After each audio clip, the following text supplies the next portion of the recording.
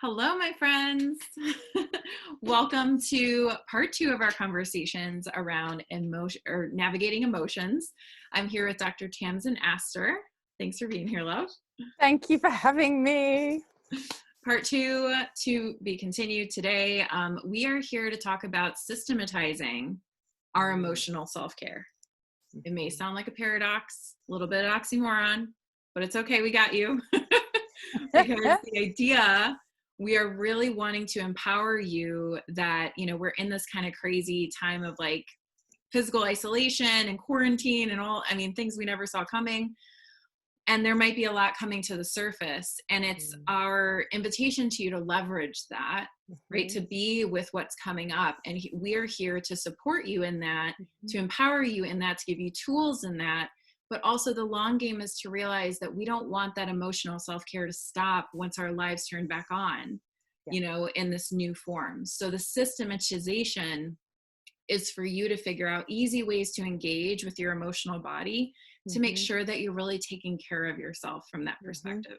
Okay, so that's our goal today. So Tamsin, why don't you go ahead and introduce yourself and your perspective on this conversation? Absolutely. So my name is Dr. Tamsin Astor, and I am the Chief Habit Scientist. I help people exponentially improve their productivity by teaching them a few key habit shifts. And what I teach is so powerful that the leaders, the female entrepreneurs, the executives, the moms, the business owners that I work with show massive shifts in their personal and their professional lives based on what I teach them. And one of the things that I really help people do is figure out their own unique work-life balance, whatever that looks like for them. So figuring out a combination of their daily habits, what are they doing on a daily basis that connects with their bigger vision, the mission they have for the world they're trying to create, and using mindset to really connect those daily habits to the bigger vision, because often we fall off track. And I do that by weaving an East meets West perspective. That's why I call myself the Chief Habit Scientist. So the Western is I have a PhD in cognitive neuroscience. I'm trained in executive coaching and in mindset. And then the Eastern is I'm certified in advanced yoga trainings, in Ayurveda, in Ayurvedic health coaching. And so I bring, the woo to the science to the woo, and help you figure out how to weave it all together, because, the idea that the mind and the brain and all of that stuff is separate, mind and the body are separate. No, it's all deeply interwoven.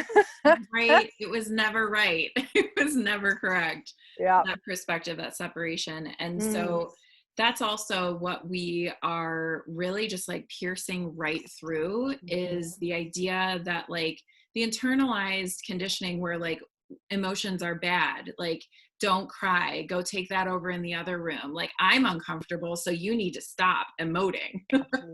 Exactly. What ends up happening is we internalize that, and instead of being, we had a part 1 conversation which I highly recommend going to listen. We had a full-fledged, amazing, we covered a lot of ground of like what are your options in emotional navigation, what tools to choose from, really just empowering you. So please be sure to make time for part 1. But I talk in there also that we're meant to be kind of this, like, we're meant to experience things, shake it off, move on, but we end up packing it away because of that conditioning I was talking about. And we end up carrying it around like suitcases of baggage. And it's emotional baggage. And that emotional baggage doesn't just disappear. It usually, as it stacks up energetically in our body, it then ends up needing a place to go. So it pushes out into physical illness, physical dis-ease in the body. And the last thing that I wish to see happen right now is for all of this stuff to be happening with the virus and like the shutdown, and like we've literally been handed a whole reset. And I think it would be so tragic to me to see us not use that and not let it inform how to choose better for ourselves and our self-care and our bodies and our minds and our spirits going forward. Okay. Right. And I think, and you touched on something that I think is really interesting, which is that the word emotion means movement, right? It's energetic, and we often get really stuck in it being a limited thing. And when we recognize its inherent mobility, that allows us then to think about moving it, to think about getting rid of it, to think about processing it, to think about shifting it, right? It's so good. And that can be part of the tools that you choose from. Yeah. Logistically, your lab coat is rubbing against the mic on your, we call it a lab coat. So yeah, just giving a little room. You look fabulous, by the way. Thank you, honey. I could Is just that hear better? it in the background. You can hear it squeaking. My podcast ear is like, uh-oh. I've edited that out so many times. Thank you. Yeah, so emotion, energy and motion. It's emotion, it's represented by the water elements. So in order for us to get more real time with that, we have to embrace it, but we need to make time for it. We can't just shove it away and like deal with it another time. Because if you've got some anger surging, it's just like, it's going to come out sideways in these laser, verbal attacks, or just like rashes to the body, or like unexpected irritation on the road. Like it finds a way out. This is getting you into your power to choose how it moves. Absolutely. Absolutely. Yeah. So our intention for this conversation, two things. Let it be easy. Again, I'm an ease mentor. So real quick, my introduction, I'm an ease mentor for go-getter women to slow the F down, to ground a bit and to find sustainable self-care practices for themselves that actually nourish something corely valued inside of them. Everything comes back to our core values. Even if you don't know what those are, we literally start with that. Because it's not what Cosmo says your self-care should be. It's not what the online Instagram influencers talking about self-care. If you're a fiery person, you're going to hate sitting in bubble baths. It's not your thing. You know what I mean? Yeah. And vice versa. If I'm a watery person and like writing for 10 hours, like it's not fun. That's not restorative. It's going to drain. So I'm helping to find an aligned solution. It's lined up with your soul and your body and your heart, what you need. So that's the perspective I'm bringing. I also have corporate background, so I get the go-getter burnout cycle so intimately, been there, done that, healed a whole bunch of stuff in those physical manifestations in the body, everything from chronic migraines to a herniated disc in my back to, digestive issues. So we're bringing a very collaborative approach to this. We complement each other really well for this conversation. So coming back to the ease and the intention, letting it be easy allows it to be sustainable. So really, when you're talking about systematizing, if it doesn't feel easy to grab for or to make time for, or even spark a little bit of like, ooh, I'm kind of curious how, like, oh, I'm intrigued, interesting. Like I'm kind of looking forward to sitting with my emotions later. Just know that that's actually a true possibility. But we've got to find exactly what works for you in order for that to happen. So true. So true. Right. Yeah. The other thing is to anchor yourself forward on a future timeline of you having moved through your emotions. How do you want to feel? Like what motivates you? What tethers you through the emotional wave? Right? Because those waves can get fierce. We're not talking about just like dabbling. I mean, we're talking about doing real emotional work here, and it's not the easiest stuff. But how do you want to feel at the end of that? Yeah, that's like the telescope piece that I look at. Like, it's like where you have to figure out where you want to go. Have to. Yeah. With the willingness to look. I love that juxtaposition of the microscope and the telescope. Like going deep, but then letting it feed forward to that future. Yeah. Beautiful. So let's talk more about the systems part of this, because again, it might sound like oxymoronic. Like, how do those two even go together? But I want to turn to you, Tamsin, to tell us just your perspective on that. So, I think feeding into this is the most important piece is, why are you doing it? And if you don't take the time to evaluate whether you're doing it on your own terms and because you see the value in it and you believe in the vision, the anchor that you've set for yourself, it's going to make it really hard. So I talk about it with my clients in my book around the shoulds, right? Like if you're doing this because your doctor says you should, or because, your culture, your gender, your ethnicity, or whoever, if it's being externally imposed, it's much less likely to stick. And we see that with the science of, people who've had multiple heart attacks and they've been told you have to cut out a particular food group. and they're not doing it because it's being imposed externally on them. They haven't really looked at the deeper vision and mission of the life they want to create for themselves and what that means to make these changes. So that's the first thing I always say to people, is you have to really be on board with doing this for yourself, not because somebody else is telling you you need to do this or you should do this. And Tamsin, sorry to jump in. Would you Yeah. mind would you be open to sharing what your, like an example of one of your motivations is? Sure. So one of my biggest motivations is my children, right? So, you know, I'm the divorced mother of 3 kids, 2 teenage boys and a tween daughter. And, you know, that my relationship with my ex-husband was very volatile and occasionally gets difficult because we constantly are trying to make sure that we co-parent in a way that feels, you know, kind to each of us and kind to our children. So we have lots of conversations about what that looks like, and sometimes, you know, it can get a little bit difficult as we try to come to a place of center for both of us.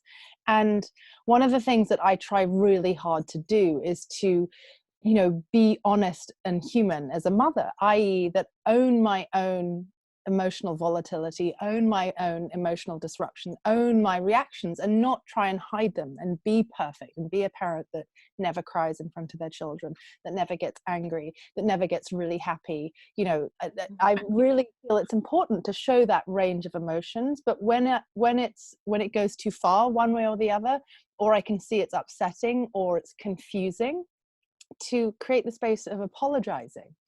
And one of the things that I think is really important in that context is the need to fix, right? Whether it's that we see anger or sadness or frustration in our children, or that they see it in us and want to make us feel better because they love us. And so that's a big motivator for me, is creating the space in my home with my kids that it's okay to find things really irritating. It's okay to be really scared. It's okay to hate me and to direct, you know, I really hate you, Mom, and I hate the situation you've put me in. And, you know, why did you have to do this? Because either it's maybe they don't understand that the decision I'm making for them, or that my ex-husband and I have made together for them, makes sense, and they don't completely get that because they're still children, or that I've done something that, you know, that I needed to do for my own well-being and is not something that they necessarily wanted, right? And so creating that space around owning my own emotions and owning my own emotional intelligence, and allowing them the space to have their emotions and their experience, and then creating the space around, you don't need to fix and I don't need to fix, but if you want help, I'm here.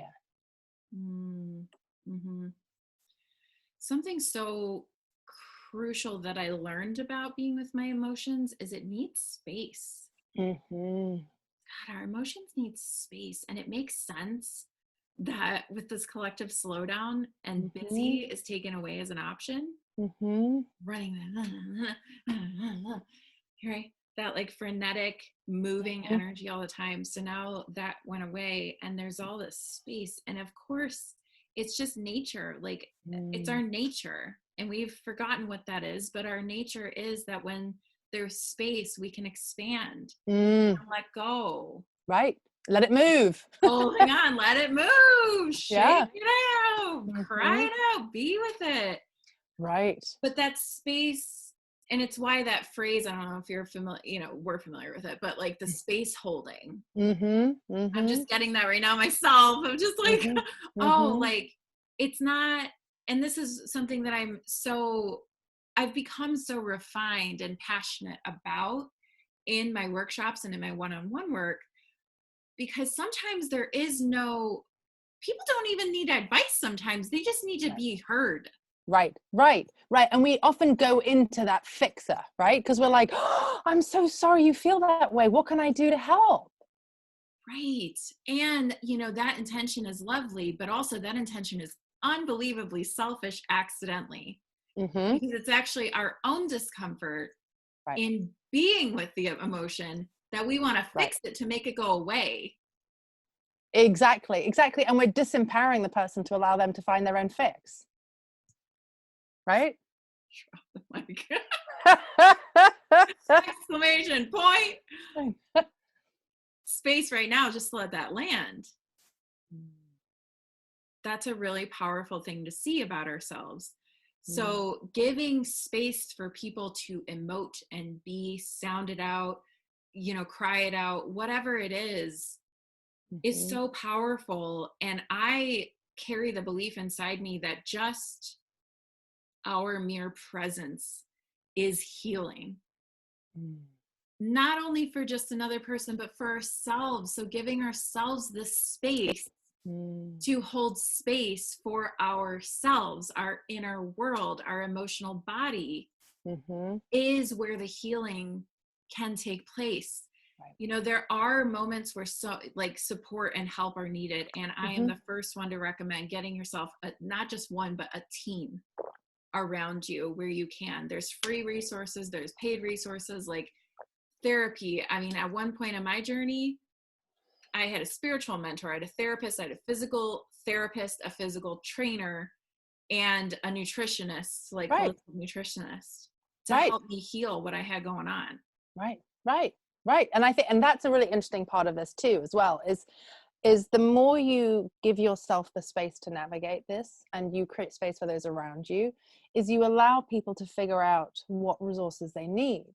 Because I think that's one of the things too, is that either there's this, like, we don't talk about this, we don't deal with this, we need to fix this, we need to ignore it, like, or there's the, like, and for most people it's some kind of combination of the two, right? Like, we can get too emotionally sensitive, that's true, and we need to do some work around that, or we can get too blunt. But creating the space to allow people to figure out, what do I need? And it's okay to need different people to support me, and it's okay to be in a place where right now maybe I don't need anybody, because I've got a lot of tools and it's okay, right? 100%. And that speaks to that uniqueness that you and I both really cultivate in the work we do with our clients, of like, this is not a one size fits all model. Everybody has their own unique profile around this, and allowing that to be seen and allowing that to be supported is really a large part of the work. It's huge. So I mean, I'm hearing when you're talking about the intrinsic motivation versus the extrinsic, right? The extrinsic is from the outside, for heart attacks, still going to eat the meat, still going to do the thing. It's just not enough to flip the light on inside of like, I need to make a change. And humans we're just, for better or for worse, that's our nature. It can be really frustrating to watch a family member do that. It's really frustrating to be in my own patterns of just like, my God, I don't know why I keep choosing that, But sometimes it just takes a little extra oomph to like create the shift. So my question is, how do you actually, like, what questions can you ask of yourself to find the intrinsic motivation? So, part of the shift around that is, if you make the decision to do something, are your actions aligned with your intentions, right? So you think, we have beliefs, we have these thoughts, we have what we speak, we have what we do, and we create this cycle, right? And our success, our results, reinforces our beliefs about ourselves, right? So we often have a belief about ourselves, and beliefs are just decisions that we've made about ourselves, and we can change them, right?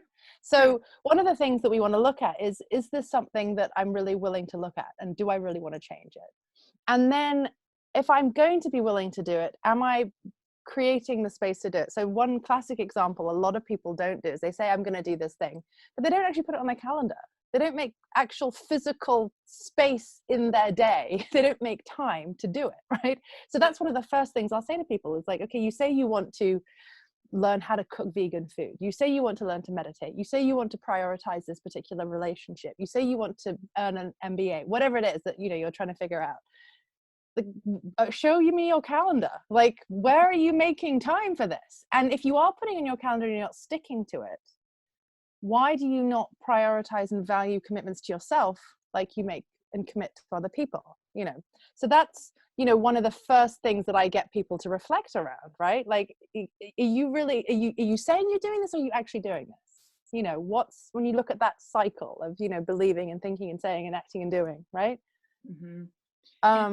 Yeah. It's really important too that first of all, those are hard questions to ask. Those are hard to be with. So let's just acknowledge that. You're resisting that idea. That's healthy. And also, like, lean into it to see what's there. And the other piece too, what was I going to share is, oh my gosh, it just left. Okay. Well, hopefully it'll come back. It's like right there, but it'll come back. That's fine. Yeah.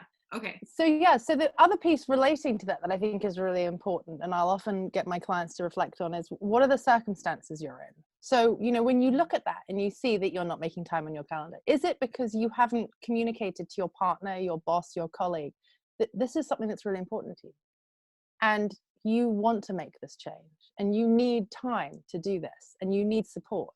And often I'll say to people, particularly in intimate relationships, personal relationships, marriages, I'll say, don't ask for permission, ask for support, right?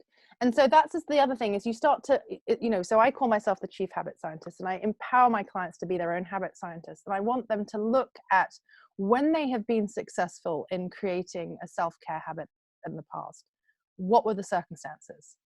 When they have failed at sticking to one, what were the circumstances? So who were the people that were around? Did you have an accountability partner? Is the reason you went to the gym every day was because you met your best friend at the gym and had coffee together afterwards? What was going on? When you managed to make a shift around your diet, was it because everybody else in your family changed that way too? Was it because your boss saw the value of that and started creating snacks and healthcare and food options at work that supported those food choices, for example, right? So when you have been successful in the past and when you've struggled in the past, looking at the circumstances, looking at the people, looking at the timing, looking at all of those pieces is also really key if you want to think about systematizing your self-care. This is where it goes from this nebulous, I don't know, like shoulder shrug to like data. Exactly. You're talking about data collection on Right. yourself. Totally. And that's where I think I bring this unique East-West approach to thinking about this, because I say, like, you need to like feel into your energy body. You need to think about your chakras. You need to think about all the law of attraction and the woo, because, all that energetic stuff that we can't see is out there. It totally is a real thing. Absolutely. If you don't want to, we're not going to go into discussion about that now because I don't have the time, but weave that in with the data, right? Weave that in with the actual reality of what you're doing, how you're spending your time, who you're spending your time with, right? So, I love Jim Rohn, like, you're the average of the 5 people you're spending the most time with. Who are you spending time with, right? Are these people embodying the habits that you want, that you value, that change your life for the better? Or are you spending time with people who don't, right? Yeah. Part of this conversation that gets me excited is you and I were kind of at the early wave, and I mentioned this last time, the early wave of like the spiritual awakening, one of them. And I really am inspired by, like, what if emotional health is cool? Like, what if what if it becomes really freaking sexy and attractive? Because it is. But when you're looking at the people around you, like, are they emotionally intelligent? Are they emotionally aware? Are they emotionally healthy? Or are they emotionally dysfunctional? And how does that dysfunction infuse your own emotional health? Because you better believe we're taking on so much around us. And then we're like, well, I'm feeling this. What is even mine? I don't even know. Right. And it was so interesting. I dated a guy briefly who, was from the West Coast and who'd done a lot of this work. And it was the first time I'd ever dated somebody. I mean, I live in Ohio, so, I know exactly. Yes. But anyway, but I would say something to him and he'd say something to me. He'd go, hang on. I'm feeling a little triggered. Let me just sit with this. Okay. The reason that is making me feel uncomfortable is, and he would like act, and I was like, like, this is so completely different. Like, I've never dated somebody who can go, okay, hang on. That's coming from the way that my ex-wife used to, okay, and this is why I'm feeling upset or angry. And I was just like, this is a totally different experience. Yes. I'm giggling because I so get what you're talking about, but and it's also like acknowledging that being so emotionally aware and like stopping yourself from doing things because that's the opposite end of the spectrum of like Right. total emotional avoidance and total emotional, like it's the same kind of stuck. It's so weird. Yeah. Yeah. Yeah. Oh man, Yeah. I just so get what you're talking about. Yeah. Yeah. So, okay.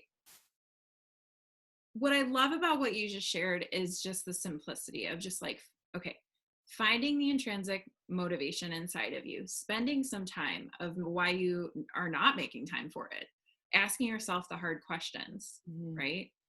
And then once you're understanding your motivation, like being able to create that space to be with it, evaluating who's around you, creating boundaries, and then also creating invitations for support. These are all systems. Knowing who you can reach out to, knowing you have an open night on your calendar to just check in with yourself and see what's there. You know, like these are the actual systems. We're using real life tools to prioritize our watery emotional selves. Totally. Absolutely. Yeah. Absolutely. Absolutely. And I think one of the things that stops people from doing this is that creating habits, creating routines can seem really boring and middle-aged, and like I had habits when I was in school. Like I had to go to bed at a particular time, get up at a particular time, and I'm an adult now and I don't have to follow the rules. And I think when we, you know, fight that, that's when we struggle, right? And it's the creation of the rituals and the routines and the habits around this that creates freedom, because we're reducing the decisions about when we're going to think about these things, how we're going to evaluate them, right? Yep, exactly. And that feeds to the sustainability. When the structures are in place, when the systems are in place, when you don't have to actively think about them so much, they start to run in the background. So it doesn't take up so much space. Exactly. Right? So it makes it easier for this to be a long game health and wellness input source. Like you're inputting, you're feeding your emotional well, so that you're not just spilling over to somebody at work, you know. Right. Exactly. And I think, I can't remember if I mentioned it in our last one, but this colleague of mine who mentioned, you know, emotional well-being and resilience in terms of a bathtub. And if you regularly drain it, because you've got these practices that you do regularly and that reset you and balance you and ground you, then when something like COVID-19 happens, when something like 9/11 happened, when something like 2008 happens, when something like 2016 happens that shakes you to the core, that massive flood of water doesn't cause a huge tsunami, because you are constantly draining it. I love it. The Hawaiians actually, they watch their volcanoes on the islands to make sure that the steam is coming out and the lava is coming out the sides into the water. And they're like, okay, thank you. They give gratitude that the volcano is using its innate wisdom so that it doesn't build up and explode. I love it. And they Such value a good metaphor. that metaphor for themselves. So where are they letting the steam out in a healthy way so that it doesn't explode? It's gorgeous. Yeah. Right. So good. So good. Okay. So to conclude, to wrap up our conversation here, it's really the intention and the hope and the invitation for you to don't leave yourself in the dust after this period of time closes, because it will. We'll get back, you know, there'll be cars on the road again. We'll be sitting at restaurants again. We'll be, you know, you and I will be meeting up for a chat and like we giving each other a hug in person. Oh my God. Many hugs. So many hugs, you know, and amidst all of that excitement and amidst falling back into a new routine, please infuse your emotional care into those moments, into those waking moments. You deserve that. And honestly, if you don't do it, nobody else is going to. And I would much rather see you spend time and messily find your way through your emotional life than have to be forced to do it in a hospital later, or be forced to do it in another, like, you know, weird economic downturn or whatever. Like, the consistency of filling your cup up is really going to help you create that sustainable health for yourself. Yeah. Absolutely. parting wisdom from your perspective? So 90% of our self-care behaviors are habits. And habits are often defined as, and in the actual definition, a habit is seen as something negative. So I want you to rethink habit as this positive thing that your amazing goal achieving brain can do for you and can create automation around and create time and space and energy by helping you out. So look at it in that positive way. Look at it as like, my brain is so freaking awesome. It can automate these self-care behaviors, which are going to change my life and change who I am and how I show up for the people that I love and want to support. That is real life, people. That is available. We're living it. We're living in our own unique ways. So if we get to be an example of emotionally healthy people, cool. You've got two in your world. Awesome. We're doing the thing. We're doing the human thing. We're creating balance. We're keeping it real as well. It's not all easy, right? There's been a lot coming up for us in this time as well. But again, we even moved this conversation to allow room for both of us to feel through what was coming up. But it's perfect. Everything comes together. And I'm so grateful, Tamsin, that you're taking care of yourself that way.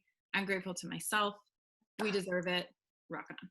Yes. And I just love this. Let's keep the conversation going, babe. Where can people find you?